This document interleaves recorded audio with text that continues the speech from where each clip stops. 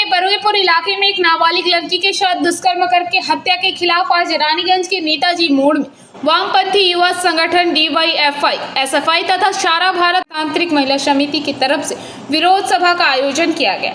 इस बारे में सारा भारत गणतांत्रिक महिला समिति के कृष्णादास गुप्ता ने बताया कि बरुईपुर में जो घटना घटी उसकी जितनी निंदा की जाए कम है। उन्होंने कहा कि जिस तरह से एक 9 वर्षीय लड़की के साथ कई लोगों ने बलात्कार किया, उसकी हत्या की, उसके शरीर को बोरे में बांधकर तालाब में फेंक दिया, इससे साफ जाहिर होता है कि आज बंगाल में लड़कियां कितनी सुरक्षित है। उन्होंने कहा कि राज्य विभिन्न प्रांते नारी निर्যাতনের ঘটনাটির প্রতিদিন বৃদ্ধি পাচ্ছে কেন? অপদার্থ রাজ্যের বিজেপি সরকার জবাব দাও। এই বারুইপুরের ঘটনায় অভিযুক্তদের আড়াল করা অপচেষ্টা কেন? অপদার্থ বিজেপি জবাব দাও। ইনকালাব জিন্দাবাদ, ইনকালাব জিন্দাবাদ। ছাত্র যুব মহিলা ঐক্য জিন্দাবাদ। রাজ্যের বিভিন্ন প্রান্তে মহিলা এবং ছাত্রদের সঙ্গে অপকর্ম ঘটছে কেন? অপদার্থ রাজ্য সরকার জবাব দাও। ইনকালাব জিন্দাবাদ। SFI DYFI মহিলা সমিতি কারাপুকার প্রতিবাদে সমস্ত মানুষ এক হও।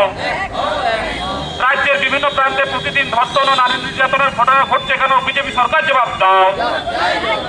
বারুইপুরের ঘটনায় অভিযুক্তদের আড়াল করার অপচেষ্টা কেন? বিজেপি সরকার জবাব দাও।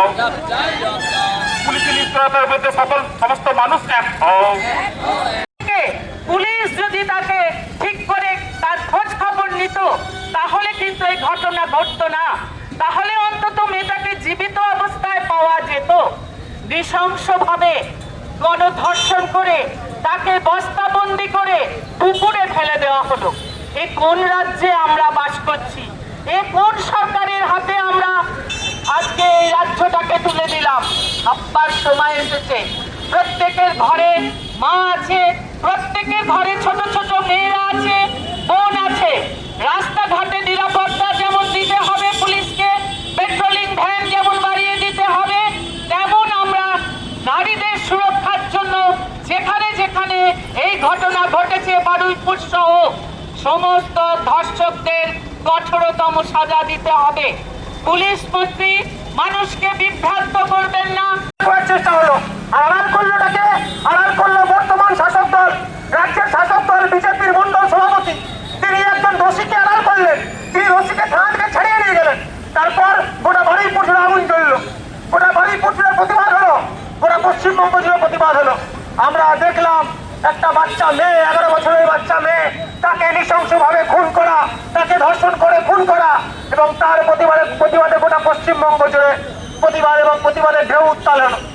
এই ঘটনা আমরা দেখেছিলাম কদিন আগেই বারুইপুরে, আমাদের রাজ্যের বারুইপুরে যে ঘটনা ঘটেছে, যে নৃশংস ঘটনাটা ঘটেছে, একজন 11 বছরের স্কুল ছাত্রীর সঙ্গে দলবদ্ধ ধর্ষণ, গণধর্ষণ এবং অমানবিক অত্যাচার করে তাকে খুন, পরবর্তীকালে তাকে পুকুরের মধ্যে পুঁতে দেওয়ার মতো জঘন্য কাজ।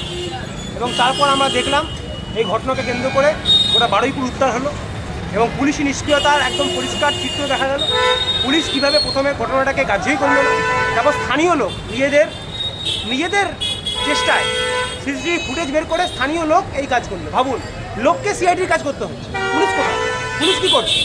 আমাদের রাজ্যে একটা সরকার এসছে, তারা বলেছিল ভয় আউট আর ভরসাহীন, এই ভরসা তারা দিচ্ছে, যেখানকে মানুষকে পুলিশের কাজ করতে হচ্ছে। তারপর দেখা গেল যে অভিযুক্ত যারা, তাদেরকে একটা আড়াল করার অপচেষ্টা শুরু হয়েছে। এই সব ঘটনা কেন ঘটছে? আমরা বলছি রাজ্যে মহিলাদের নিরাপত্তা বিঘ্নিত হচ্ছে।